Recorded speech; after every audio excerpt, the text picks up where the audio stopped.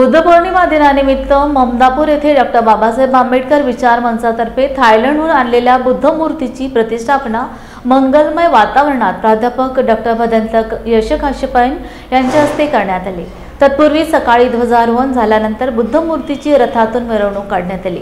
सायंकाळी भंते यशकाश्यपन यांनी पंचशील त्रिशरण घेऊन धम्मदेसना दिली। यावेळी काही गुरुजनांचा सत्कार करण्यात आला। स्वागत शिक्षण उपसंचालक महावीर माने यांनी केले। आभार रवींद्र मदाळे यांनी मानले। आज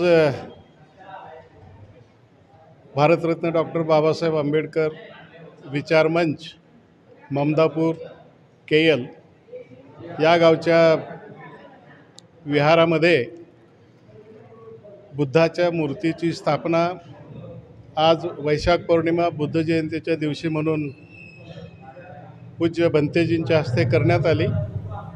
सकाळी धम्मध्वजाचं ध्वजवंदन करून मूर्तीची गावातून सवाद्य मिरवणूक काढली आणि त्यानंतर या ठिकाणी भंतेजींच्या हस्ते बुद्धांच्या मूर्तीची स्थापना केली की जी मूर्ती आम्ही आमच्या सर्व बांधवांनी सर्वांनी योगदान देऊन थायलंडहून आलेली मूर्ती आमच्या या बुद्धविहारामध्ये आली। त्याचा विशेष आनंद आहे। 4.5 फूट उंचीची मूर्ती आहे।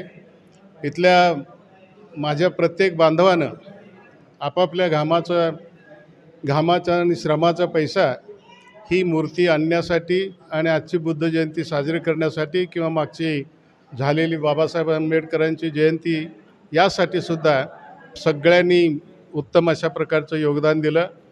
आर्थिक मदत केली।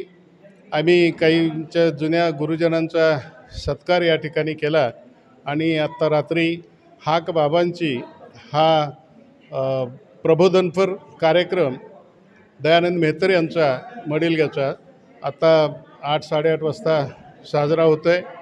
त्याचाही लाभ सर्व बधूवंगी घेतील।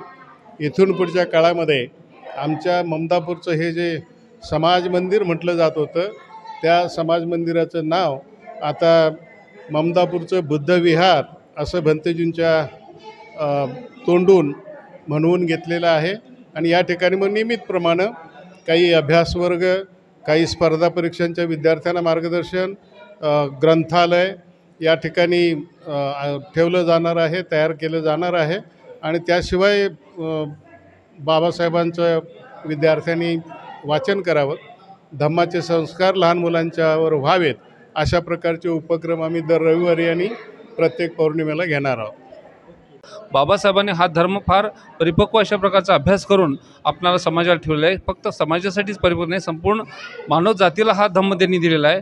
ज्या धम्मामध्ये माणुसकी आहे, ज्या धम्मामध्ये मॉरॅलिटी आहे, नैतिकता आहे, असा हा धम्म ह्या पंचशील जी आहे किंवा अष्टामार्ग किंवा दशपरिमिता आहे हे संपूर्ण मानवाच्या हितासाठी आहे।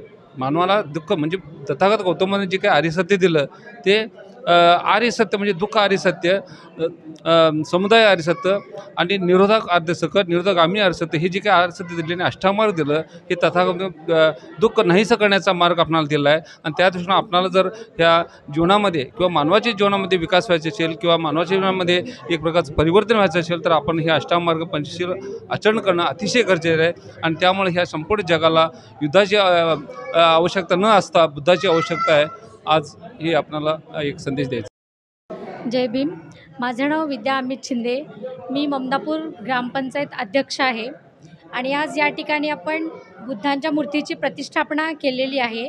आणि ही मूर्ती बुद्धांची मूर्ती थायलंडहून आणलेली आहे आणि थायलंडहून आणण्याचा पुढाकार आपले माननीय महावीर माने साहेब, महाराष्ट्र राज्य शिक्षण संचालक यांच्या विशेष प्रयत्नातून आणि तसेच आपल्या समाजातील सर्व शिक्षक बंधूंनी ही मूर्ती आणण्याचं इथे मूर्तीची प्रतिष्ठापना केलेली आहे। आणि मला असं वाटतं की ही एक आपण बुद्धमूर्ती न म्हणता की हे मूर्ती म्हणजे एक चैतन्य आहे, म्हणजे आपण अंधारातून प्रकाशाकडे जात आहोत असं मला वाटतं। आणि आज या ठिकाणी म्हणजे ही बुद्धमूर्ती स्थापना केली त्याच्यासाठी इथे आपल्या बुद्ध विहारामध्ये चबुतरा बांधलेला आहे.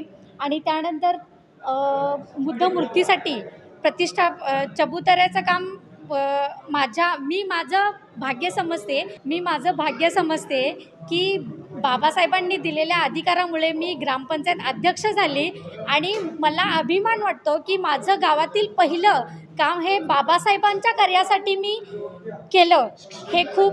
ही खूप माझ्यासाठी खूप अभिमानास्पदाची गोष्ट आहे. बुद्धमूर्ती स्थापना केलेली आहे, त्यासाठी भंतीजे आणले होते आणि त्यांनी आपले विचार मनोगत मांडले इथं. त्याचबरोबर त्यानंतर गुरुजन जे आहेत, ज्येष्ठ शिक्षक म्हणजे आम्ही आता रिटायर्ड झालेलो आहेत, तर आम्हाला जे शिक्षक शिकवायला होते त्या सर्व शिक्षकांचा जे हयात आहे त्या सर्वांचा सत्कार आम्ही इथं केलेला आहे. जे आणि इतर पाहुणे मंडळ आले होते त्यांचाही सत्कार केलेला. अतिशय बुद्धीला खाद्य मिळण्यासारखं आपल्याला इथं पाहायला मिळालेलं. अनेक ज्येष्ठांनी मार्गदर्शन केलेलं आहे आणि हा जो गौतम बुद्धाचा विचार आहे तो विचार आपण पूर्णत्वास नेण्याच्या तरुण पिढीनं आपल्या खांद्यावर घेतलेला आहे. एवढं बोलून मी इथे थांबतो. बुद्ध धर्म हा वैज्ञानिक दृष्टिकोनावर अवलंबून आहे. जे आपण बघतो, जे ऐकतो, जे 5 इंद्रिय आपले आहेत त्या इंद्रियाला जे जे कळतं त्या अनुषंगाने बौद्ध हा धर्म वैज्ञानिक पद्धतीनं अवलंबलेला आहे. त्यामुळे सर्व लोकांनी बुद्ध धर्माकडे आकर्षित व्हावं, आपल्यावरही विश्वास ठेवावा, इतरांच्यावर विश्वास ठेवू नये, देवाधर्मावरती विश्वास ठेवू नये. देव आहे, देवानीच नशीब आपलं घडवलं आहे असं काही नाही. आपले विचार, आपलं व्यवहार, आपलं कर्म याच्यावरतीच आपलं नशीब अवलंबून आहे. शिक्षणाशिवाय पर्याय नाही. शिक्षणाने आपलं उन्नती होते. आर्थिक उन्नती व्हायची असेल तर शिक्षणाशिवाय पर्याय नाही. आणि नुसतं छोटं शिक्षण घेऊन उपयोग नाही, उच्च विद्या घोषित झालं पाहिजे. तेव्हा या निमित्तानं मी सांगू इच्छितो की सर्वांनी जसं बाबासाहेबांनी सांगितलं आहे, शिका, संघटित व्हा आणि संघर्ष करा, त्याशिवाय पर्याय राहिलेला नाही.